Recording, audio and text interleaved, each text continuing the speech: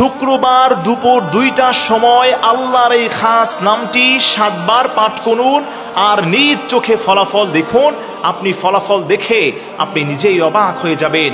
শুক্রবার জুমার নামাজের পরে ঠিক দুপুর 2টার সময় আকাশের দিকে তাকিয়ে আপনি আল্লাহর এই খাস নামটি ইয়া যাল জালালি ওয়াল ইকরাম, ইয়া যাল জালালি ওয়াল ইকরাম, এই খাস নামটি আকাশের দিকে তাকিয়ে হাতে গুনে গুনে 7 বার যেই গোলামটা পাঠ করবে, এরপরে আপনি আল্লাহর কাছে যা চাইবেন আল্লাহ পাক আপনাকে তাই দান করে দিবেন।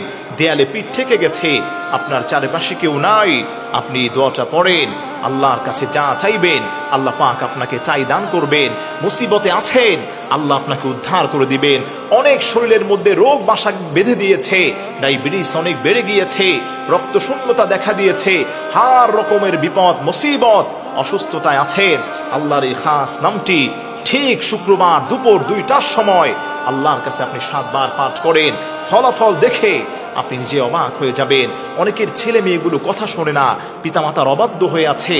শুক্রবার দিন দুপুর 2টার সময় ইয়া যাল জালালি ওয়াল ইকরাম, ইয়া যাল জালালি ওয়াল ইকরাম, আপনারা সবাই পারেন, এগুলো নিজেরা পড়ার চেষ্টা করবেন। মাহফিলে যারা এসেছেন আপনারা এগুলো মা বোনদের সঙ্গে শেয়ার করবেন এবং এগুলো সোশ্যাল মিডিয়াতে যাবে, এগুলো শেয়ার করে আপনি পৌঁছে দিবেন। অপর ভাইয়ের কাছে আপনি পৌঁছে দিলেই আল্লাহ পাক আপনার আমল নামায় সেম সওয়াব আল্লাহ পাক দান করে আপনাকে সুসংবাদ দান করবেন। সুবহানাল্লাহ পড়েন। এজন্য আমার প্রিয় ভাইয়ের আসেন, আমরা তো অনেক ক্রাইসিসে ভুগি, অনেক রিজিকের অভাবে ভুগি, প্রেশারিতে ভুগি, ডিপ্রেশনে ভুগি, অনেক ঝামেলায় ভুগি। ভালো একটা জায়গায় বিয়ে করতে চাই, এটা হচ্ছে না। আপনি ঠিক শুক্রবার দিন যেই সময়টা দুপুর 2টার সময় আল্লাহর এই খাস নামটি ইয়া যাল জালালি ওয়াল ইকরাম 7 বার পাঠ করে আল্লাহর কাছে আপনি হাত উত্তোলন করে যা চাইবেন আল্লাহ পাক মনের আশাকে পূর্ণ করে দিবেন। আপনি একটু চেয়ে দেখেন না, চাওয়ার মতো যদি কোনো গোলামটা আল্লাহর কাছে যেতে পারে আল্লাহ পাক তাকে সঙ্গে সঙ্গে দান করে দেন। তার কারণ হলো আল্লাহ রাব্বুল আলামিন স্পষ্টভাবে বলে দিয়েছেন, আমার যেই গোলামটা আমার হয়ে যায় গোটা পৃথিবীটাকে ওই গোলামটার জন্য আমি আল্লাহ পাক বানিয়ে দিই। সুবহানাল্লাহ পড়েন। এজন্য আমার প্রিয় ভাইয়েরা অবশ্যই এই দোয়াটা পড়ার আগে আপনি প্রথমে 3 বার দুরূদ শরীফ পড়ে নেবেন আল্লাহর রাসূলের উপর। কারণ আল্লাহর হাবিবের উপর যারা দুরূদ পড়ে, আল্লাহর হাবিবের উপর দুরূদ পড়ার কারণে এরপরে যেই দোয়াটা করা হয় আল্লাহ পাক সেই দোয়াটা ফিরিয়ে দিতে লজ্জাবোধ করেন। সুবহানাল্লাহ পড়েন। ইন্নাল্লাহা হাইয়ুন কারীম, নিশ্চয়ই আল্লাহ তাআলা অনেক লজ্জাশীল, অধিক লজ্জাশীল।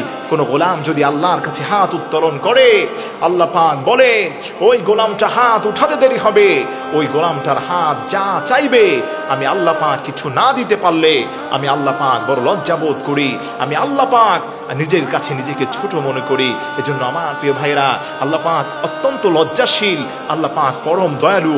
আল্লাহর হাবিবের উপর 3 বার দুরূদ শরীফ পড়বেন, এরপরে ইয়া যাল জালালি ওয়াল ইকরামকে আপনি 7 বার পাঠ করবেন। এরপরে আবার আল্লাহর হাবিবের উপর 3 বার দুরূদ শরীফ পড়ে আপনি যেই দুরূদ শরীফ পারেন, হুজুর আমি বড় দুরূদ শরীফ পারি না, কোনো আপত্তি নেই, আপনি যেই দুরূদ শরীফটা পারেন এই ছোট্ট দুরূদ শরীফ সাল্লাল্লাহু আলাইহি ওয়াসাল্লাম আপনি পড়তে পারেন, কোনো আপত্তি নেই। পড়ার পরে আল্লাহর উপর ভরসা করে কারো সামনে আপনি আমলটা করবেন না, নীরবে নিস্তব্ধে নিঃশব্দে একাকী আমলটা করার চেষ্টা করবেন। মা বোনেরা বাসা বাড়িতে করার চেষ্টা করবেন। আল্লাহ রব্বুল ইজ্জাত ওয়াল জালাল আপনার মনের সমস্ত আশাগুলোকে পূর্ণ করে দিবে।